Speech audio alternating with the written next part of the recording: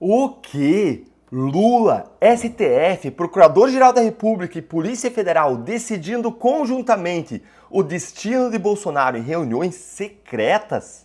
Gente, o que eu vou contar para vocês é um verdadeiro escândalo, por qualquer que seja a perspectiva. No mesmo dia em que o tio França morreu ao se explodir com fogos de artifício lá na frente do STF, uma reunião secreta acontecia em Brasília. Só que nem eu, nem você, nem ninguém deveria ficar sabendo desse evento. Era para ele ter permanecido oculto da imprensa, da opinião pública, não fosse o trágico incidente daquela noite. A reunião aconteceu onde? No Palácio da Alvorada, que é a residência oficial de quem? De Lula, presidente da República. E eu já vou te contar quem eram as autoridades presentes nessa confraria secreta. Mas antes, curte o vídeo, se inscreve no canal e compartilhe o link desse vídeo para os seus grupos de WhatsApp para que mais gente fique sabendo desse verdadeiro absurdo. E quem participou do encontro? Lula, é claro, os ministros do STF Alexandre de Moraes, Gilmar Mendes e Cristiano Zanin, o Procurador-Geral da República Paulo Gonet e o Diretor-Geral da Polícia Federal Andrei Rodrigues.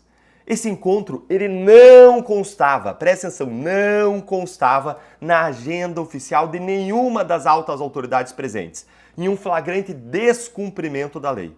E como que então a gente ficou sabendo disso, Deltan? Ficou sabendo por uma reportagem da Folha de São Paulo que eu vou mostrar aqui para você. Olha aí, reta final de inquérito do golpe tem Bolsonaro pressionado e silêncio sobre reunião com Lula. Que reunião é essa? Acompanha ali embaixo a linha fina.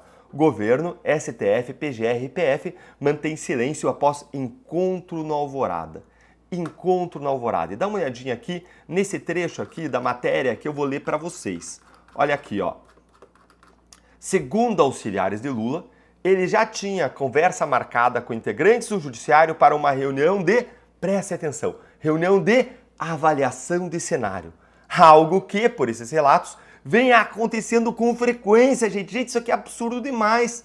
Em resumo, o encontro da Alvorada teve como anfitrião o principal adversário político de Bolsonaro na atualidade, Lula, e contou com as presenças do chefe da corporação que comanda as investigações policiais contra Bolsonaro, Andrei, com o responsável por analisar a conclusão dessas investigações e decidir se as arquivos oferecem denúncia à justiça, o Gonet, e por fim contou com o juiz responsável pela sentença, com Alexandre de Moraes. Mas, Deltan, reuniões secretas são normais? Gente, não são. Ou pelo menos não deveriam ser. Nos Estados Unidos, juízes da Suprema Corte não participam de reuniões de governo lá na Casa Branca, nem comparecem a encontros ou jantares fora da agenda oficial. O único caso conhecido envolveu um juiz, eu vou mostrar ele para vocês aqui, ó, esse juiz, esse cara aqui, ó. Esse juiz chamado Abe Fortas. Ele mantinha uma relação próxima com o Lyndon Johnson, que foi o presidente que indicou ele. O Fortas participava de reuniões da Casa Branca e informava o presidente sobre deliberações internas lá da corte. Quando a imprensa descobriu que ele foi pago para dar um seminário com o dinheiro de um ex-cliente dos seus anos de advogado, que era investigado por irregularidades na Bolsa de Valores, foi a gota d'água. O escândalo resultou em uma crise que obrigou ele a renunciar em 1969. Mas lá, esses encontros não acontecem. Por quê? Porque desde essa época e antes disso aqui, desse carinha aqui, do Abe Fortas, isso era visto como um escândalo, como um absurdo, como algo errado. E aí a gente tem, então, um encontro no Brasil. E ele também deveria ser um escândalo. Não se trata de um encontro oficial em eventos ou solenidades de Brasília, o que seria normal. Não se trata também de um encontro com uma pauta definida, pública e transparente. Não! Se trata de um encontro às escondidas. Escondidas. E qual o assunto? O motivo declarado do encontro seria uma avaliação de cenário. Como assim? Que cenário? Mudanças lá do Corinthians, time do Lula? A final da Libertadores da América em Buenos Aires? Gente, é óbvio que não. O cenário discutido era claramente político. E o que ministros do STF têm a ver com avaliações políticas? Nada. Ou pelo menos não deveriam ter nada. Além disso, se alguém quer uma boa avaliação de cenário político, a pessoa vai e lê ou ouve a análise de um comentarista político, de um jornalista, de um cientista político, mas é evidente que não se trata disso. Ali estavam juízes que vão decidir investigações e processos. Avaliar cenários junto a eles significa basicamente pedir para eles anteciparem resultados de julgamentos, sondar os prováveis votos ou então entender as tendências.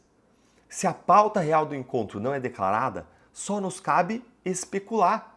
E a Folha de São Paulo, que é um veículo de esquerda, fez a sua própria especulação, sugerindo que o encontro discutiu os casos criminais contra Bolsonaro, como a gente viu, e até a Folha achou isso absurdo. Dá uma olhadinha aqui mais uma vez comigo, olha só. Olha aí, ó. A Folha de esquerda, claramente, dá uma olhadinha isso aqui, ó. A Folha falando o que Bolsonaro fez na presidência.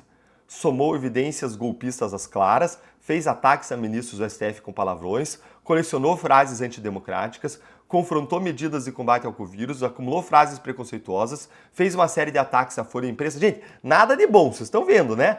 Nada de bom, só coisa ruim, como se Bolsonaro só tivesse feito coisa ruim. Isso aqui é um veículo claramente de esquerda.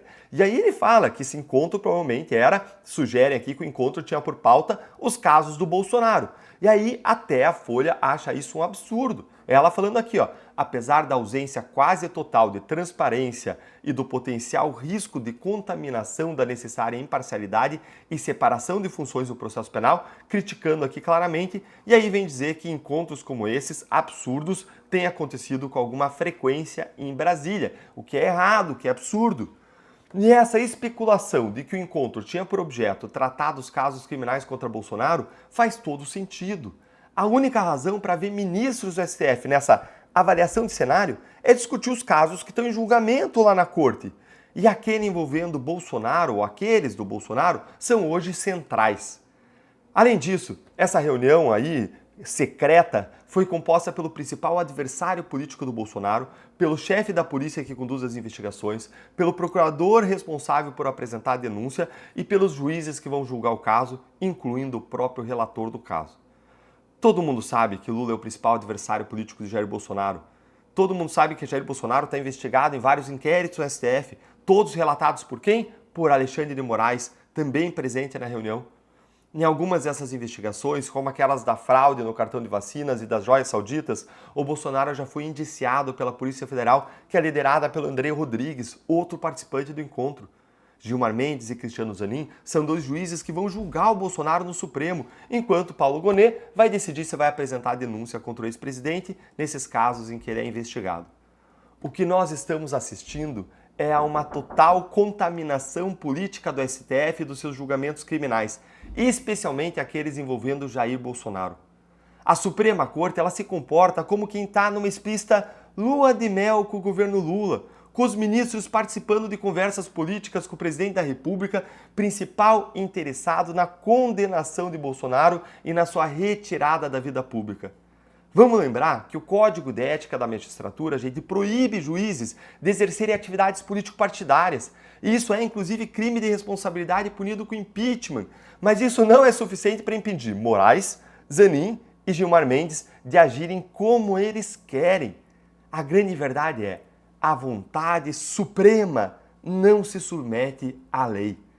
A imparcialidade judicial ela tem dois aspectos.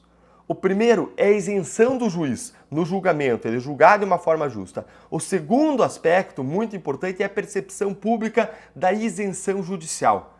A regra da imparcialidade, ela protege não só o resultado do julgamento, mas também protege a imagem do judiciário, que por aqui vem sendo violentada, dia sim, dia também, por abusos praticados pela Corte nas investigações e processos contra Bolsonaro e contra a direita. É urgente que esses casos sejam reavaliados pela Corte Interamericana de Direitos Humanos e as chances disso acontecer aumentam muito com a eleição do Trump. Isso porque se nós formos esperar que a mídia e o STF reconheçam o escândalo dessa reunião, aí nós estaremos, sem dúvida, esperando pelo dia de São Nunca. Muito obrigado por você ter ficado comigo até aqui, até o final, e obrigado também à Rede OCP de Jornalismo, que publica minhas colunas de análise política às quartas, e onde também eu tive a oportunidade de falar disso no meu artigo dessa semana. E não esquece de curtir o vídeo, se inscrever no canal e compartilhar o link desse vídeo para que a voz da nossa indignação conjunta possa chegar mais longe.